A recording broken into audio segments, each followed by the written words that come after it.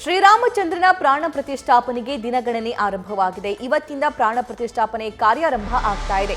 ಟ್ರಸ್ಟ್ನಿಂದ ನೇಮಕವಾದ ಅರ್ಚಕರ ಅಧಿಕಾರ ಸ್ವೀಕಾರ ಆಗುತ್ತೆ. ಇಂದಿನಿಂದ ರಾಮ ಮಂದಿರ ಪೂಜಾ ಕೈಂಕರ್ಯಗಳು ಕೂಡ ಶುರುವಾಗ್ತಾ ಇವೆ. ಇವತ್ತಿನಿಂದಲೇ ಅಯೋಧ್ಯೆಯಲ್ಲಿ ಮರುಕಳಿಸಲಿದೆ ಆ ರಾಜ ವೈಭವ.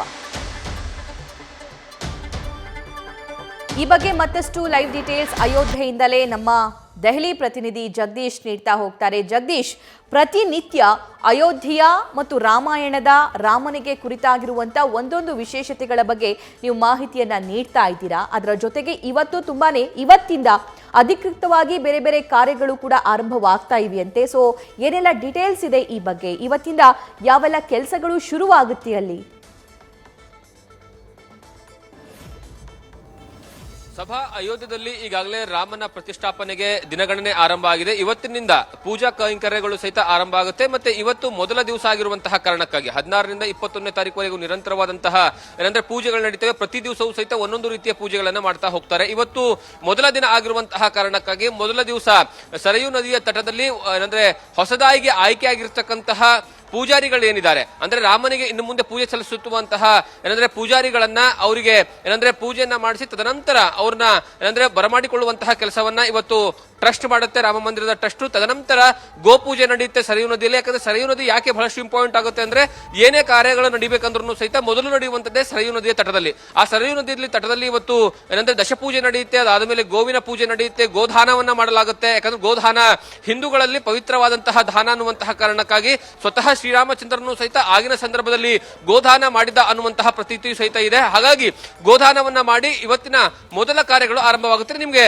ವಿಜುವಲ್ಸ್ ತೋರಿಸುವಂತಹ ಪ್ರಯತ್ನವನ್ನ ಪಡ್ತೀನಿ. ಯಾಕಂದ್ರೆ ಇದು ರಾಮ ಮಂದಿರದ ಕಾರಿಡಾರ್ ಸಂಪೂರ್ಣವಾಗಿ ಈಗ ಮಂಜಿನಿಂದ ಕೂಡಿರುವಂತದ್ದು, ಫಾಗ್ ಇಂದ ಕೂಡಿದೆ. ಅಷ್ಟರ ಮಟ್ಟಿಗೆ ಇಲ್ಲಿ ಚಳಿ ಇದೆ. ಚಳಿ ಇರುವಂತಹ ಕಾರಣಕ್ಕಾಗಿ ಏನು ನಿಮ್ಗೆ ವಿಜುವಲ್ಸ್ ಅಷ್ಟು ಕ್ಲಿಯರ್ ಆಗಿ ಕಾಣಿಸದೇ ಇರಬಹುದು. ಆದ್ರೆ ಈಗಾಗಲೇ ಕೊನೆಯ ಹಂತದ ಸಕಲ ಸಿದ್ಧತೆ ಎಲ್ಲವೂ ಸಹಿತ ಕಂಪ್ಲೀಟ್ ಆಗಿ ಮುಕ್ತಾಯ ಆಗಿದೆ. ಅಂದ್ರೆ ಇವತ್ತಿನಿಂದ ಜನರಿಗೂ ಸಹಿತ ಏನಂದ್ರೆ ಆದಷ್ಟು ಕಡಿಮೆ ರೀತಿಯಲ್ಲಿ ಬರುವಂತಹ ಸಾಧ್ಯತೆ ಕಾರಣ ಯಾವುದೇ ಕಾರಣಕ್ಕೂ ಸಹಿತ ಪೊಲೀಸರು ಒಳಗಡೆ ಬರೋದಕ್ಕೆ ಅವಕಾಶವನ್ನು ಹೆಚ್ಚಿನ ಪ್ರಮಾಣದಲ್ಲಿ ಕೊಡ್ತಾ ಇಲ್ಲ. ಇವತ್ತಿನಿಂದ ಪೂಜಾ ಕಾರ್ಯಕ್ರಮ ಆರಂಭ ಆಗುವಂತಹ ಕಾರಣಕ್ಕಾಗಿ.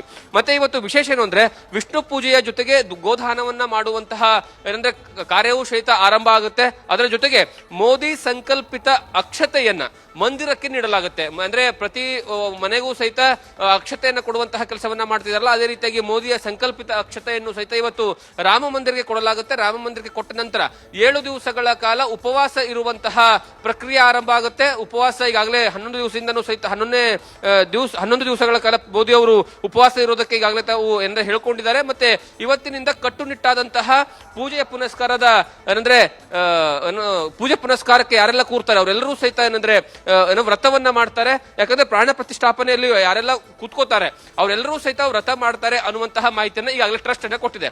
ಮತ್ತೆ ಅದರ ಜೊತೆಗೆ ಕೇವಲ ಇದಷ್ಟೇ ಅಲ್ಲ, ನಾಳೆಯಿಂದ ಪ್ರಾಣ ಪ್ರತಿಷ್ಠಾಪನೆ ಆಗುವಂತಹ ಮೂರ್ತಿಯನ್ನ ಮೆರವಣಿಗೆ ಮಾಡಲಾಗುತ್ತೆ. ಅಂದ್ರೆ ಮೆರವಣಿಗೆ ಯಾವ ರೀತಿಯಾಗಿ ಅಂದ್ರೆ ಇದ್ರ ಒಳಗಡೆಗೆ ದೇವಸ್ಥಾನದ ಆವರಣದ ಒಳಗಡೆಗೆ ಸೆಕ್ಯೂರಿಟಿ ರೀಸನ್ಸ್ಗೋಸ್ಕರ ಯಾವುದೇ ಕಾರಣಕ್ಕೂ ಸಹಿತ ಮುಂಚೆ ಪ್ಲಾನ್ ಮಾಡ್ಕೊಂಡಿದ್ರು.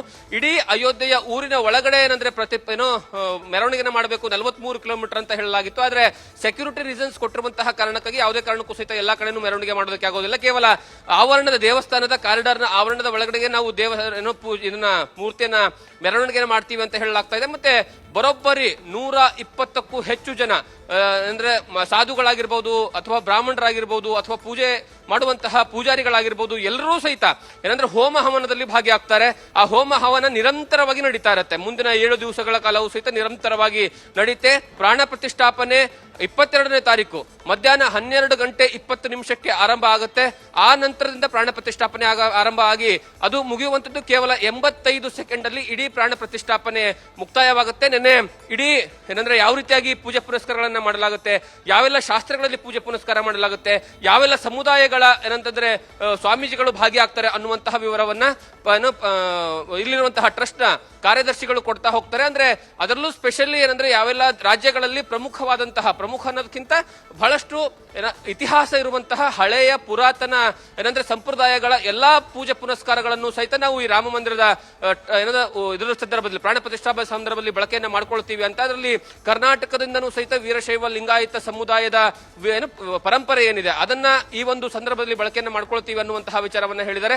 ಈ ಮೂಲಕವಾಗಿ ಒಂದು ರಾಮ ಮಂದಿರದ ಉದ್ಘಾಟನೆಯ ಖುಷಿ ಒಂದ್ ಕಡೆ ಆಗ್ತಾ ಇದ್ರೆ, ಮತ್ತೊಂದು ಕಡೆಗೆ ಕನ್ನಡಿಗರಿಗೆ, ಕರ್ನಾಟಕದವರಿಗೆ ಬಹಳಷ್ಟು ಖುಷಿಯ ವಿಚಾರ ಏನಂತಂದ್ರೆ, ಕರ್ನಾಟಕದ ಮೈಸೂರು ಮೂಲದ ಅಂದ್ರೆ ಅರುಣ್ ಅವರು ಕೆತ್ತಿರ್ತಕ್ಕಂತಹ ಮೂರ್ತಿ, ಅದರ ಜೊತೆಗೆ ಕರ್ನಾಟಕದ ಕಲ್ಲಿನಿಂದ ಕೆತ್ತಿರ್ತಕ್ಕಂತಹ ಮೂರ್ತಿ ಏನಂದ್ರೆ ಇದೇ ಒಂದು ರಾಮ ಮಂದಿರದ ಒಳಗೆ ಪ್ರತಿಷ್ಠಾಪನೆ ಆಗ್ತಾ ಇರುವಂತಹ ಕಾರಣಕ್ಕಾಗಿ ಕನ್ನಡಿಗರಿಗೆ, ಕರ್ನಾಟಕರಿಗೆ ಮತ್ತೊಂದು ಹೆಮ್ಮೆಯ ವಿಚಾರ ಅಂತ ಹೇಳಬಹುದಾಗಿದೆ. ಸಭಾ, thank you Jagadish. News first ನಿರ್ಭೀತಿಯಿಂದ ನಿಮ್ಮ ಪರವಾಗಿ.